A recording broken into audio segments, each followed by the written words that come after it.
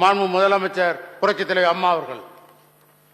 மாண்புமிகு பேரவைத் தலைவர் அவர்களே, பெருகி வரும் நகர்ப்புற மக்கள் தொகைக்கு ஏற்ப தேவையான அடிப்படை வசதிகள் மற்றும் உட்கட்டமைப்பு வசதிகள் ஆகியவற்றை ஏற்படுத்த பல்வேறு திட்டங்களை எனது தலைமையிலான அரசு தொடர்ந்து செயல்படுத்தி வருகிறது. அந்த வகையில் இந்த ஆண்டு நகர்ப்புறங்களில் செயல்படுத்த உள்ள புதிய திட்டங்களை இந்த மாமன்றத்தில் அறிவிப்பதில் நான் பெரும் மகிழ்ச்சி அடைகிறேன்.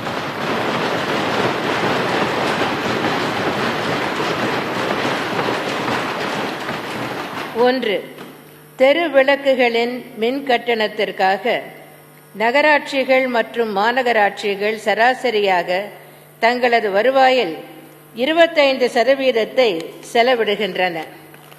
எனவே மின் கட்டண செலவை குறைக்கும் வகையில் தெரு விளக்குகள் அனைத்தையும் LED விளக்குகளாக மாற்றிட எனது தலைமையிலான அரசு நடவடிக்கை எடுத்துள்ளது.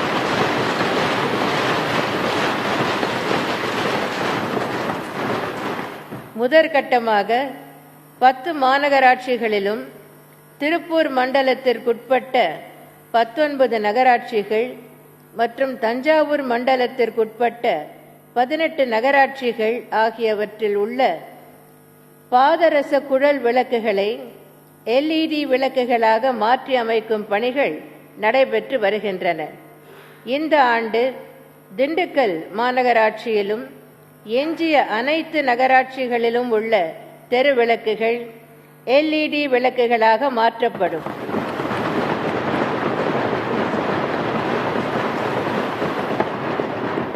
இத்திட்டம் 320 கோடி ரூபாய் மதிப்பீட்டில் தனியார் மற்றும் அரசின் பங்களிப்பு மூலம் செயல்படுத்தப்படும். இதன் மூலம் இந்த மாநகராட்சிகள் மற்றும் நகராட்சிகளில் மின் கட்டணத்திற்காக செலவிடப்படும் தொகை 35% வரை குறையும்.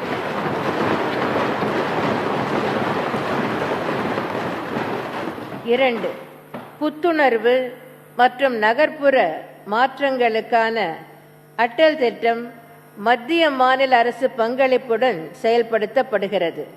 இத்திட்டத்தின் கீழ் இந்த ஆண்டு பெருநகர சென்னை, கோயம்புத்தூர், ஈரோடு, மதுரை, திருப்பூர், தஞ்சாவூர் மற்றும் வேலூர் மாநகராட்சிகள் மற்றும் நாகர்கோவில், ராஜபாளையம், ஆம்பூர் மற்றும் ஓசூர் நகராட்சிகளில் குடிநீர் மேம்பாட்டு பணிகள் 3229 கோடியே 23 லட்சம் ரூபாய் செலவில் மேற்கொள்ளப்படும்.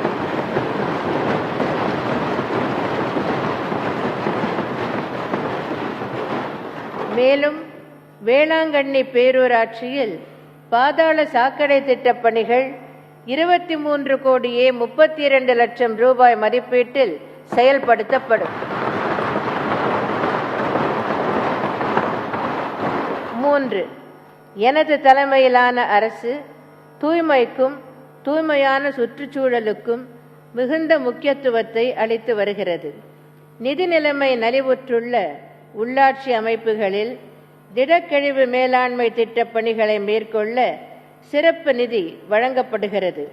இதுவரை 80 உள்ளாட்சிகளில் 746 கோடியே 36 லட்சம் ரூபாய் மதிப்பீட்டில் 878 பணிகள் எடுத்துக்கொள்ளப்பட்டு 153 பணிகள் முடிக்கப்பட்டுள்ளன. மீதமுள்ள பணிகள் முன்னேற்றத்தில் உள்ளன. இதன் தொடர்ச்சியாக திருச்சிராப்பள்ளி மாநகராட்சி மற்றும் 36 நகராட்சிகளில் திடக்கழிவு மேலாண்மை திட்டம் 116 கோடி ரூபாய் செலவில் செயல்படுத்தப்படும்.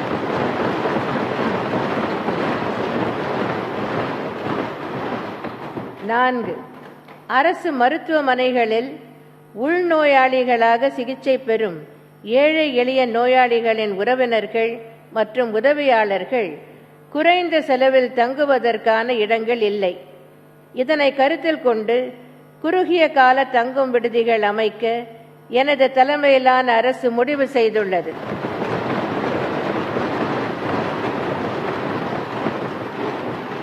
முதற்கட்டமாக சென்னை, திருச்சிராப்பள்ளி, திருநெல்வேலி, மதுரை, கடலூர், தஞ்சாவூர், கிருஷ்ணகிரி, சேலம், விருதுநகர், திருவண்ணாமலை, காஞ்சிபுரம், திண்டுக்கல், ஈரோடு, கோயம்புத்தூர் ஆகிய மாவட்டங்களில் மொத்தம் 23 குறுகிய கால தங்கும் விடுதிகள் 11 கோடியே 62 லட்சம் ரூபாய் மதிப்பீட்டில் அமைக்கப்படும்.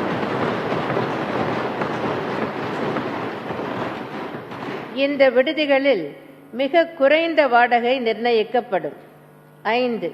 தமிழகத்தில் 5 மாநகராட்சிகள் மற்றும் 49 நகராட்சிகளில் பாதாள சாக்கடை திட்ட பணிகள் செயலாக்கத்திற்கு எடுத்துக்கொள்ளப்பட்டன. இதில் 30 திட்டங்கள் முடிக்கப்பட்டுள்ளன. மீதமுள்ள திட்டங்கள் பல்வேறு நிலைகளில் முன்னேற்றத்தில் உள்ளன. இந்த ஆண்டு மேட்டுப்பாளையம் நகராட்சியில் பாதாள சாக்கடை திட்டம் செயல்படுத்தப்படும். ஜெர்மன் மேம்பாட்டு வங்கி நிதி உதவியுடன் 91 கோடியே 70 லட்சம் ரூபாய் மதிப்பீட்டில் இந்த திட்டம் செயல்படுத்தப்படும்.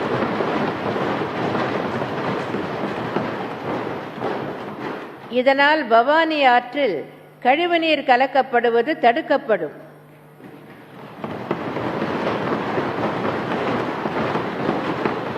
6. திறந்த வெளியில் மலம் கழித்தலை அறவே நீக்கம் செய்திடும் வகையில் இந்த ஆண்டு மாநகராட்சிகள் மற்றும் நகராட்சிகளில் 1,25,352 தனி குடியிருப்பு கழிவறைகள் 150 கோடியே 42 லட்சம் ரூபாய் மதிப்பீட்டில் கட்டப்படும்.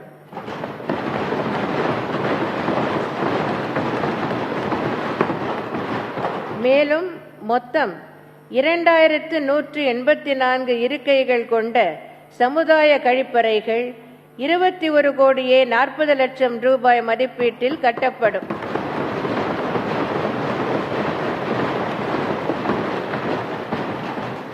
7.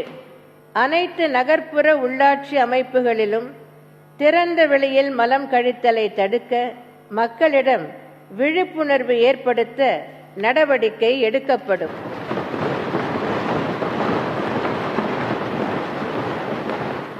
விழிப்புணர்வு பரப்புரையாளர்கள் நியமிக்கப்பட்டு அவர்கள் மூலம் திறந்த வெளியில் மலம் கழித்தலால் ஏற்படும் சுகாதார சீர்கேடு, திடக்கழிவுகளை குறைத்திடும் வழிமுறைகள், திடக்கழிவுகளை மறுசுழற்சி செய்தல் மற்றும் மீண்டும் பயன்படுத்துதல் ஆகியவை குறித்த விழிப்புணர்வு ஏற்படுத்தப்படும்.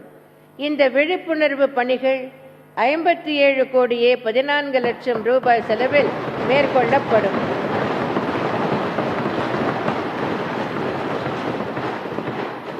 8. கழிவுநீர் சுத்திகரிப்பு நிலையத்திலிருந்து வெளியேறும் நீர் மீண்டும் சுத்திகரித்து பயன்படுத்த ஈரோடு மாநகராட்சியில் 2ஆம் நிலை சுத்திகரிப்பு நிலையம் அமைக்கப்பட்டு வருகிறது.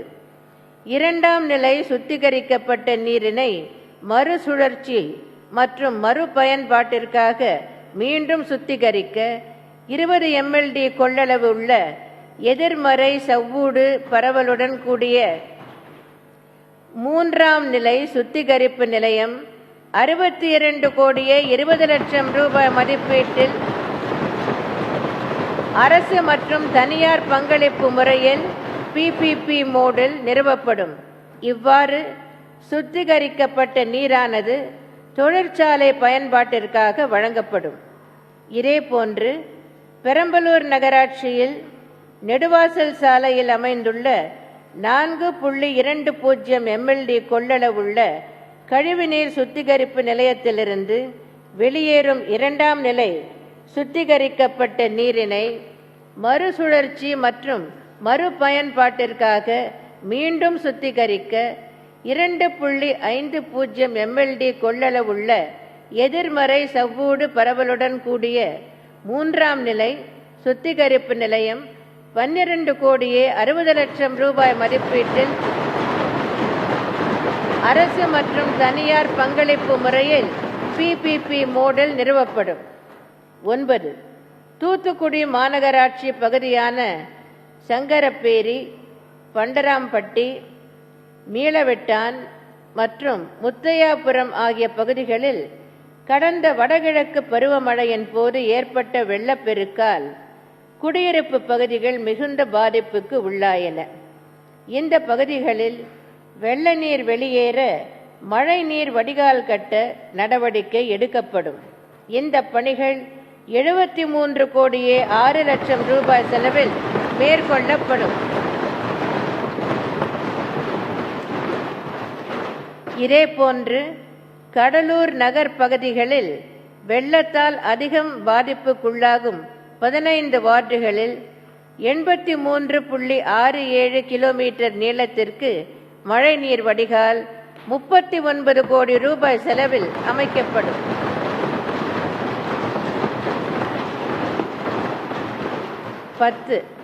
நீடித்த நிலையான குடிநீர் பாதுகாப்பு இயக்கம், அதாவது சஸ்டெயினபிள் வாட்டர் செக்யூரிட்டி மிஷன் 2015ஆம் ஆண்டு என்னால் அறிவிக்கப்பட்டு சென்னை பெருநகர பகுதிகளில் செயல்படுத்தப்பட்டது. மேற்கூரையில் விழும் மழை நீரை சேகரித்தல், வளாகத்தில் விழும் மழை நீரை சேகரித்தல், மழைநீர் வடிகாலில் வரும் நீரை சேகரித்தல், நீர்நிலைகளை புனரமைத்தல் மற்றும் புதுப்பித்தல், சமையலறை மற்றும் குளியல் அறைகளில் உபயோகிக்கப்படும் நீரின் அளவை குறைத்தல், சமுதாய விழிப்புணர்வு ஏற்படுத்துதல் ஆகிய பணிகள் இத்திட்டத்தில் மேற்கொள்ளப்பட்டன. இந்த திட்டம் 20 கோடி ரூபாய் செலவில் மாநிலத்தின் அனைத்து நகர்ப்புற பகுதிகளுக்கும் விரிவுபடுத்தப்படும்.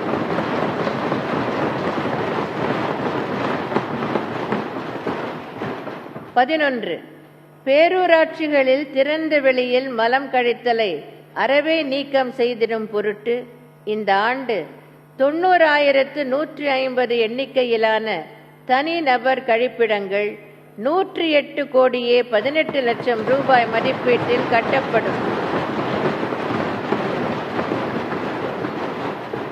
மேலும் 2620 இருக்கைகள் உள்ளடக்கிய சமுதாய கழிப்பிடங்கள் 17 கோடியே 3 லட்சம் ரூபாய் மதிப்பீட்டில் கட்டப்படும்.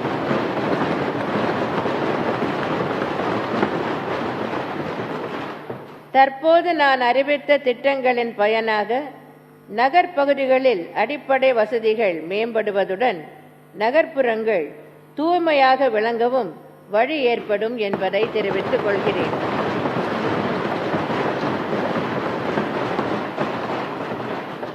மாண்புமிகு பேரவைத் தலைவர் அவர்களே, ஊரக பகுதிகளில் வசிக்கும் மக்கள் அனைத்து அடிப்படை வசதிகளையும் பெற வேண்டும் என்ற அடிப்படையில் உட்கட்டமைப்பு வசதிகள் ஏற்படுத்த பல்வேறு முன்னோடி திட்டங்களை எனது தலைமையிலான அரசு செயல்படுத்தி வருகிறது. ஊரக வளர்ச்சி மற்றும் ஊராட்சித்துறை சார்பில் கீழ்கண்ட அறிவிப்புகளை இம்மாமன்றத்தில் அறிவிப்பதில் நான் பெரும் மகிழ்ச்சி அடைகிறேன். 1. 2015-16ஆம் ஆண்டில் முதன்முறையாக தமிழ்நாடு ஊரகச் சாலைகள் மேம்பாட்டு திட்டம் என்ற புதிய திட்டம் 800 கோடி ரூபாய் நிதி ஒதுக்கீட்டில் செயல்படுத்தப்பட்டது.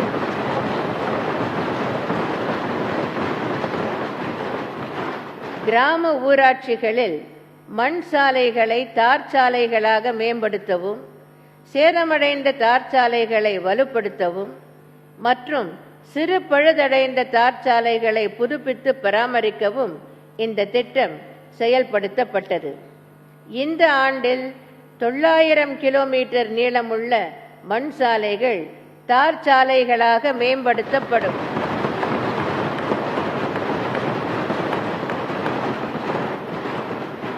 அதிக அளவில் சேதமடைந்த 1400 கிலோமீட்டர் நீளமுள்ள தார் சாலைகள் சீரமைக்கப்படும்.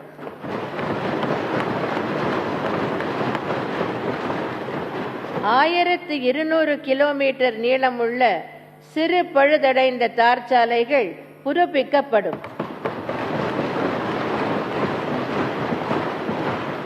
இவை அனைத்தும் 800 கோடி ரூபாய் மதிப்பீட்டில் செயல்படுத்தப்படும். இதன் மூலம் விவசாய பெருங்குடி மக்கள் தங்களது விளைபொருட்களை எளிதில் சந்தைப்படுத்தவும் கிராமப்புற பொருளாதார மேம்பாடடையவும் வழிவகுக்கும். 2. ஊரக வளர்ச்சி மற்றும் ஊராட்சி துறையின் மூலம் ஒவ்வொரு ஆண்டும் புதிய ஊராட்சி ஒன்றிய அலுவலக கட்டிடங்கள் கட்டப்பட்டு வருகின்றன. கடந்த 5 ஆண்டுகளில் 78 புதிய ஊராட்சி ஒன்றிய அலுவலக கட்டிடங்கள் 148 கோடியே 25 லட்சம் ரூபாய் மதிப்பீட்டில் கட்டப்பட்டுள்ளன.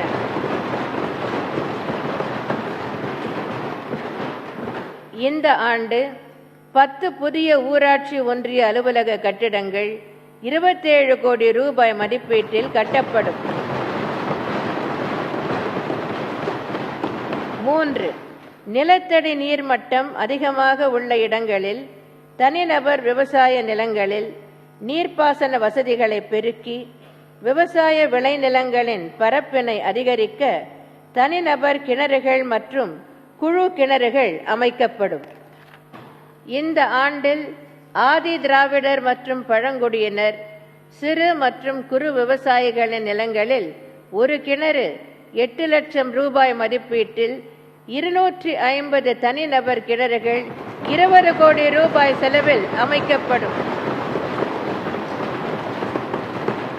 மேலும் போதிய இடம் இல்லாத நிலையில் குறைந்தபட்சம் 3 விவசாயிகளை கொண்ட குழுக்களுக்கு அரசு இடங்களில் ஒரு குழு கிணறு தலா 12 லட்சம் ரூபாய் மதிப்பீட்டில் 250 குழு கிணறுகள் 30 கோடி ரூபாய் செலவில் அமைக்கப்படும்.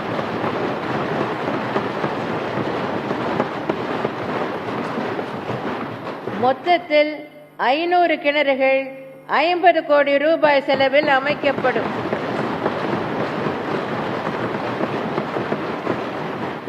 இதன் மூலம் ஊரக பகுதிகளில் நீர்ப்பாசன வசதியற்ற விளைநிலங்கள் பாசன வசதி பெறுவதுடன் பயிரிடப்படும் நிலப்பரப்பு அதிகரித்து ஊரக விவசாய பெருங்குடி மக்களின் வாழ்வாதாரம் மேம்படும். 4. ஊரக பகுதிகளில் 6 மாதம் முதல் 6 வயது வரையிலான குழந்தைகள் அறிவுசார் வளர்ச்சியை பெற்று வளர்வதற்கான உகந்த சுற்றுச்சூழலை உருவாக்கிட அங்கன்வாடி மையங்கள் கட்டப்பட்டு வருகின்றன. இந்த மையங்கள் வளரிளம் பெண்கள் மற்றும் கர்ப்பிணி பெண்களுக்கு உடல்நல பரிசோதனை செய்வதுடன் நோய் எதிர்ப்பு மற்றும் சுகாதார கல்வி குறித்த விழிப்புணர்வையும் ஏற்படுத்துகின்றன. இந்த ஆண்டில் ஊரக பகுதிகளில் 7 லட்சம் ரூபாய் மதிப்பீட்டில் 1000 அங்கன்வாடி மையங்கள் 70 கோடி ரூபாய் மதிப்பீட்டில் கட்டப்படும்.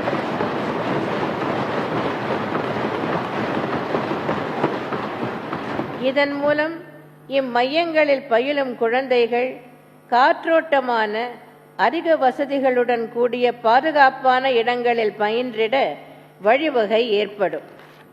5. ஊரக பகுதிகளை பசுமைமயமாக்க ஊரக சாலைகளின் இருமருங்கிலும் பழமரங்கள், கால்நடை தீவன மரங்கள் மற்றும் வருவாய் அளிக்கும் மரங்கள் நடப்படும். இம்மரங்கள் சாலைகளில் மண் அரிப்பை தடுப்பதுடன் ஊராட்சிகளுக்கு கூடுதலாக தொடர் வருவாய் கிடைக்க செய்திடும். இந்த ஆண்டில் கிராம ஊராட்சி சாலைகள், ஊராட்சி ஒன்றிய சாலைகள் மற்றும் பிரதம மந்திரி கிராம திட்ட சாலைகளின் இருமருங்கிலும் 10,000 கிலோமீட்டர் நீளத்திற்கு 195 கோடி ரூபாய் மதிப்பீட்டில் 20 லட்சம் மரக்கன்றுகள் நடப்பட்டு பராமரிக்கப்படும். 10,000 கிலோமீட்டர் நீளத்திற்கு 195 கோடி ரூபாய் மதிப்பீட்டில் 20 லட்சம் மரக்கன்றுகள் நடப்பட்டு பராமரிக்கப்படும். 6. சுற்றுச்சூழல் சமநிலையை பாதுகாத்திடவும் ஊரக பகுதிகளை பசுமைமயமாக்கவும் வனத்துறையினருடன் ஒருங்கிணைந்து 68 லட்சம் பழமரக்கன்றுகள் மற்றும் கட்டடப் பணிகளுக்கு பயன்படும் மரக்கன்றுகள் தேசிய ஊரக வேலை உறுதி திட்டத்தின் கீழ் ஊராட்சி நிலங்கள், அரசு நிலங்கள், அரசு மற்றும் தனியார் நிறுவனங்கள், பள்ளிகள், கல்லூரிகள் மற்றும் பிற பொருத்தமான இடங்களில் 555 கோடி ரூபாய் மதிப்பீட்டில் இந்த ஆண்டு நடப்பட்டு பராமரிக்கப்படும். 7. ஊரக வளர்ச்சி மற்றும் ஊராட்சி துறையை சார்ந்த பல்வேறு சங்கங்கள் கிராம ஊராட்சி செயலர்கள் பணியிலிருந்து ஓய்வு பெறும் போது வழங்கப்படும் சிறப்பு மாத ஓய்வூதியம் மற்றும் ஒட்டுமொத்த தொகையை உயர்த்தி வழங்கும்படி கோரிக்கை வைத்துள்ளனர்.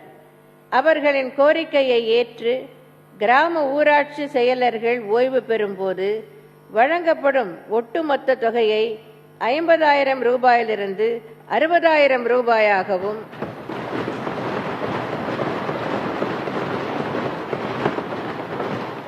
சிறப்பு மாத ஓய்வூதியம் 1000 ரூபாயிலிருந்து 1,500 ரூபாயாகவும் உயர்த்தப்படும். 8. கிராம ஊராட்சிகளை தூய்மையாகவும் சுகாதாரமாகவும் பராமரிப்பதற்கு எனது தலைமையிலான அரசு தொடர்ந்து முக்கியத்துவம் அளித்து வருகிறது. திடக்கழிவு மேலாண்மை திட்டத்தின் கீழ் கழிவுப் பொருட்களை சேகரித்தல், மக்கும் குப்பைகள் மற்றும் மக்காத குப்பைகளை பிரித்தெடுத்து பாதுகாப்பான முறையில் அப்புறப்படுத்துதல் ஆகிய பணிகளை மேற்கொள்ள 2015ஆம் ஆண்டு முதல் தூய்மை காவலர்கள் ஈடுபடுத்தப்பட்டு வருகின்றனர்.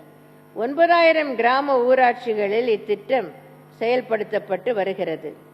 திடக்கழிவுகளை சேகரித்தல், பிரித்தல், அவற்றை பாதுகாப்பாக அகற்றுதல், மறுசுழற்சி செய்தல் ஆகியவற்றிற்கு 3 சக்கர மிதிவண்டிகள், தள்ளுவண்டிகள், குப்பை தொட்டிகள், குப்பைகள் பிரித்தெடுக்கும் கொட்டகைகள் போன்ற அடிப்படை கட்டமைப்பு வசதிகள் மேற்கண்ட ஊராட்சிகளில் ஏற்படுத்தப்பட்டுள்ளன. இத்திட்டத்தை முன்மாதிரியாக கொண்டு செயல்படுத்த பிற மாநில அரசுகளும் நடவடிக்கை மேற்கொண்டு வருகின்றன.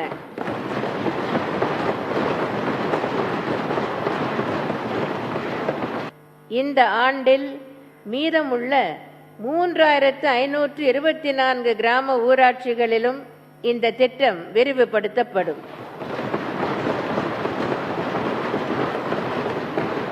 மேலும் ஏற்கனவே இத்திட்டம் செயல்படுத்தப்படும் கிராம ஊராட்சிகளில் கட்டமைப்பு வசதிகள் மேம்படுத்தப்படும். இவற்றிற்கு 200 கோடி ரூபாய் நிதி ஒதுக்கீடு செய்யப்படும்.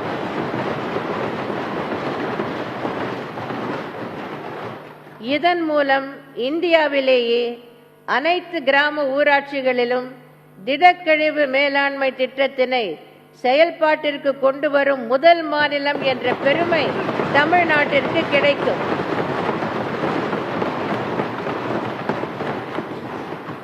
9. முழு சுகாதார தமிழகம் என்ற இலக்கினை அடைய எனது தலைமையிலான அரசு பல்வேறு முன்முயற்சி திட்டங்களை செயல்படுத்தி வருகிறது. திறந்தவெளி மலம் கழித்தல் அற்ற மாநிலமாக உருவாக்குவதற்கு அனைத்து தரப்பு மக்களையும் ஒருங்கிணைத்து தனிநபர் இல்ல கழிப்பறைகள் கட்டும் திட்டம் செயல்படுத்தப்பட்டு வருகிறது. தேசிய ஊரக வேலை உறுதி திட்டம் மற்றும் தூய்மை பாரத இயக்கம் திட்டங்களின் கீழ் இந்த ஆண்டு 15,17,000 தனிநபர் இல்ல கழிப்பறைகள் கட்டப்படும். இதனால் மேலும் 4,175 கிராம ஊராட்சிகள் சுகாதாரத்தில் தன்னிறைவு பெற்று அதன் மூலம் அவை திறந்தவெளி மலம் கழித்தல் அற்ற ஊராட்சிகளாக உருவாகும். 10. குக்கிராமங்களை அடிப்படை அலகாக கொண்டு வளர்ச்சி பணிகள் மேற்கொள்ளும் தாய் திட்டம் கடந்த 5 ஆண்டுகளாக செயல்படுத்தப்பட்டு வருகிறது. தாய் திட்டத்தின் கீழ் ஊராட்சி ஒன்றியங்களின் பராமரிப்பில் உள்ள சிறுபாசன ஏரிகள் விரிவான முறையில் புனரமைப்பு செய்யப்படும். இந்த ஏரிகளில் உள்ள முட்புதர்களை அகற்றி எந்திரங்களின் மூலம் ஏரிகள் தூர்வாரப்பட்டு மதகு மற்றும் கலங்கல்கள் புதிதாக கட்டப்பட்டு கரைகள் பலப்படுத்தப்படும். இதன் மூலம் குக்கிராமங்களில் குடிநீர் தட்டுப்பாட்டினை களையவும் நிலத்தடி நீர் மட்டத்தினை உயர்த்திடவும் சிறுபாசன ஏரிகளின் முழு கொள்ளளவினை மீட்கவும் குடிநீர் மற்றும் விவசாய தேவைகளுக்கான நீரினை சேமித்து முறைப்படுத்தவும் வழிவகை ஏற்படும். இந்த ஆண்டில் 300 கோடி ரூபாய் மதிப்பீட்டில் 1200 சிறுபாசன ஏரிகள் புனரமைத்து மேம்படுத்தும் பணிகள் மேற்கொள்ளப்படும்.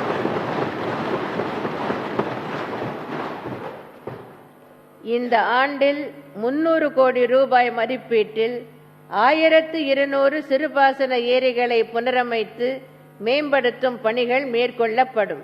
இதனால் ஏரிகளில் சேமிக்கப்படும் நீரின் அளவு அதிகரிப்பதுடன் நிலத்தடி நீர் மட்டமும் அதிகரிக்கும்.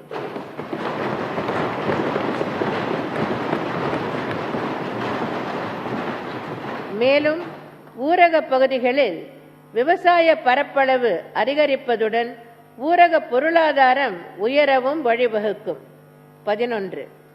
கிராம ஊராட்சிகளில் குழந்தைகள், பெண்கள் மற்றும் பெரியோர்களுக்கு பொழுதுபோக்கு, விளையாட்டு மற்றும் உடற்பயிற்சி சாதனங்கள், நடைபாதைகள், சிமெண்ட் பெஞ்சுகள், குடிநீர் வசதிகள், புல்தரை, பசுமை தோட்டம் மற்றும் கழிப்பறை ஆகிய அம்சங்களுடன் கூடிய 500 அம்மா பூங்காக்கள் 100 கோடி ரூபாய் மதிப்பீட்டில் இந்த ஆண்டு அமைக்கப்படும்.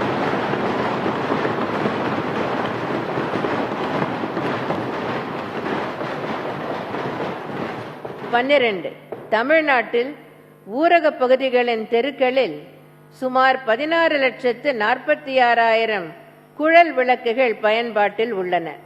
தெரு விளக்குகளை முறையாக பராமரித்தல், மின்சார செலவினை குறைத்தல் மற்றும் ஒளி விளக்குகளின் நீடித்த செயல்திறன் ஆகியவற்றை கருத்தில் கொண்டு ஊரக பகுதிகளில் உள்ள குழல் விளக்குகள் அனைத்தும் LED விளக்குகளாக மாற்றியமைக்க நடவடிக்கை எடுக்கப்பட்டு வருகிறது.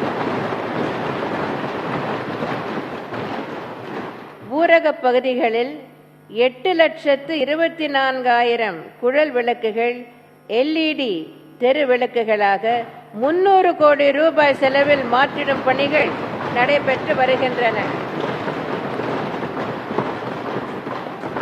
இந்த ஆண்டு மீதமுள்ள 8,22,000 குழல் விளக்குகளும் 300 கோடி ரூபாய் செலவில் LED தெரு விளக்குகளாக மாற்றி அமைக்கப்படும்.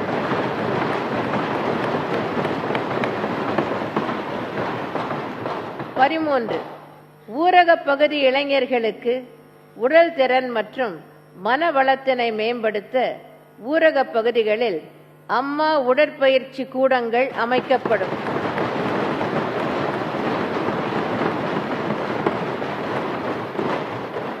ஒவ்வொன்றும் 10 லட்சம் ரூபாய் செலவில் 500 அம்மா உடற்பயிற்சி கூடங்கள் 50 கோடி ரூபாய் மதிப்பீட்டில் அமைக்கப்படும்.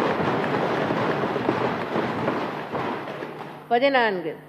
சுய உதவி குழுக்களுக்கு போதுமான கடன் உதவியை உரிய நேரத்தில் குறைந்த வட்டி விகிதத்தில் வங்கிகள் வழங்குவதன் வாயிலாக பெண்கள் பொருளாதார முன்னேற்றம் அடைய இயலும்.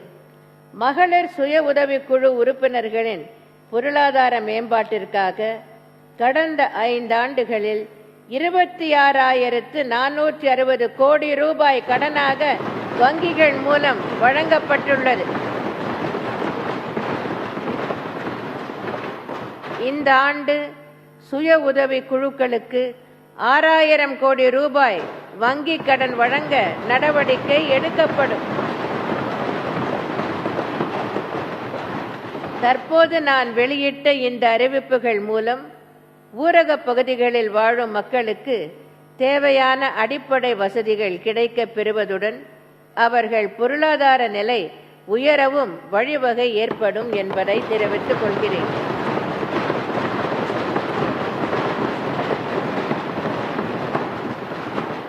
மாண்புமிகு பேரவைத் தலைவர் அவர்களே, பால் உற்பத்தியாளர்கள் நலனை கருத்தில் கொண்டு பல்வேறு திட்டங்கள் எனது தலைமையிலான அரசால் செயல்படுத்தப்பட்டு வருகின்றன. கடந்த 5 ஆண்டுகளில் நாளொன்றுக்கு 8.35 லட்சம் லிட்டர் பால் பதப்படுத்தும் திறன் உயர்த்தப்பட்டுள்ளது. பால் குளிர்விக்கும் அறைகளின் திறன் நாளொன்றுக்கு 7.30 லட்சம் லிட்டர் அளவிற்கு உயர்த்தப்பட்டுள்ளது.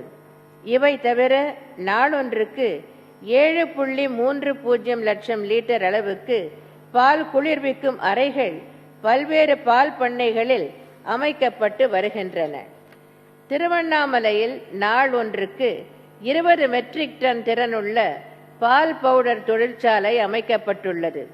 எனவேதான் நடப்பாண்டில் பால் கொள்முதல் சராசரியாக 29.32 லட்சம் லிட்டராக உயர்ந்துள்ளது. கடந்த 27/6/2016 அன்று 31.39 லட்சம் லிட்டர் பால் கொள்முதல் செய்து சாதனை படைக்கப்பட்டுள்ளது.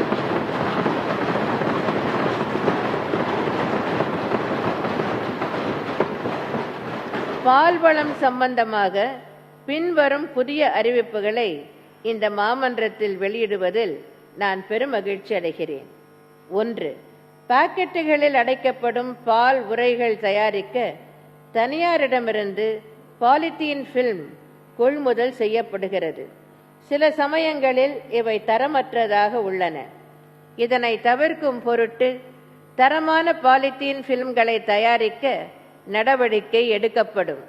விழுப்புரம் மாவட்டத்தில் உள்ள உளுந்தூர்பேட்டையில் வருடத்திற்கு 5000 மெட்ரிக் டன் திறன் கொண்ட ஒரு பாலித்தீன் ஃபில்ம் தயாரிக்கும் தொழிற்சாலை 82.54 லட்சம் ரூபாய் செலவில் நிறுவப்படும். 2.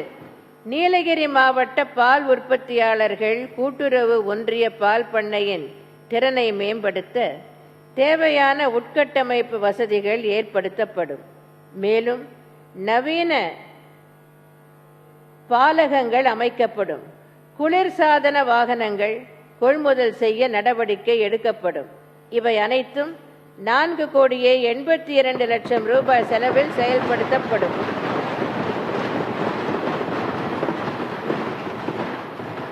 3. சேலம் மாவட்ட பால் உற்பத்தியாளர்கள் கூட்டுறவு ஒன்றிய பால் பண்ணையில் உயர் வெப்பநிலையில் பதப்படுத்தப்பட்ட பால் மற்றும் அதை சார்ந்த பொருட்கள் தயாரிக்கப்பட்டு வருகின்றன. நுகர்வோர் வசதியை கருத்தில் கொண்டு 6 மாதம் வரை பயன்படுத்தக்கூடிய வகையில் ஹெலிகேப் அப்ளிகேட்டர் வசதியுடன் 1 லிட்டர் டெட்ரா பேக் பால் பாக்கெட்டுகள் தயாரிப்பதற்கு தேவையான எந்திரங்கள் 27.51 லட்சம் ரூபாய் செலவில் நிறுவப்படும்.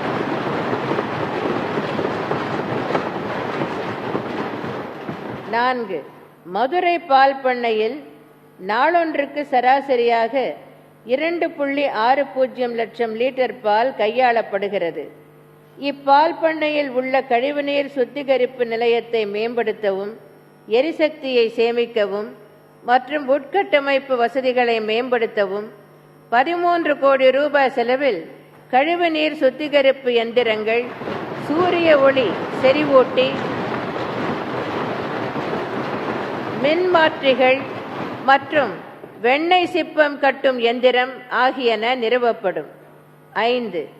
சென்னை மாதவரம் பால் பண்ணை வளாகத்தில் பால்வளத்துறையின் கட்டுப்பாட்டில் 452 அரசு குடியிருப்புகள் உள்ளன. இக்குடியிருப்புகள் அரசு துறை பணியாளர்கள் மற்றும் ஆவின் பணியாளர்களுக்கு ஒதுக்கீடு செய்யப்படுகின்றன. மேற்படி குடியிருப்புகள் 1962 ஆண்டுக்கு முன்னர் கட்டப்பட்டவை ஆகும். அவை தற்போது பழுதடைந்த நிலையில் உள்ளன. எனவே இந்த குடியிருப்புகள் 4 கோடி ரூபாய் மதிப்பீட்டில் பழுது பார்த்து புனரமைக்கப்படும். 6. தமிழ்நாடு பால் உற்பத்தியாளர்கள் கூட்டுறவு இணையம் மற்றும் மாவட்ட கூட்டுறவு பால் உற்பத்தியாளர்கள் ஒன்றியங்களில் பணிபுரியும் பணியாளர்கள் மற்றும் ஓய்வூதியதாரர்களின் நலனை கருத்தில் கொண்டு ஓய்வு பெற்ற பணியாளர் வருங்கால ஓய்வூதிய திட்டம் 1995 கீழ் தற்போது பெற்று வரும் ஓய்வூதிய தொகையுடன் கூடுதலாக மாதம் ஒன்றுக்கு 3500 ரூபாய் பெறும் வகையில் புதிய ஓய்வூதிய திட்டம் செயல்படுத்தப்படும். மேலும் ஓய்வூதிய தொகையில் 50% தொகை குடும்ப ஓய்வூதியமாக அனுமதிக்கப்படும். இதற்காக ஆண்டொன்றுக்கு 27 கோடி ரூபாய் செலவு ஏற்படும்.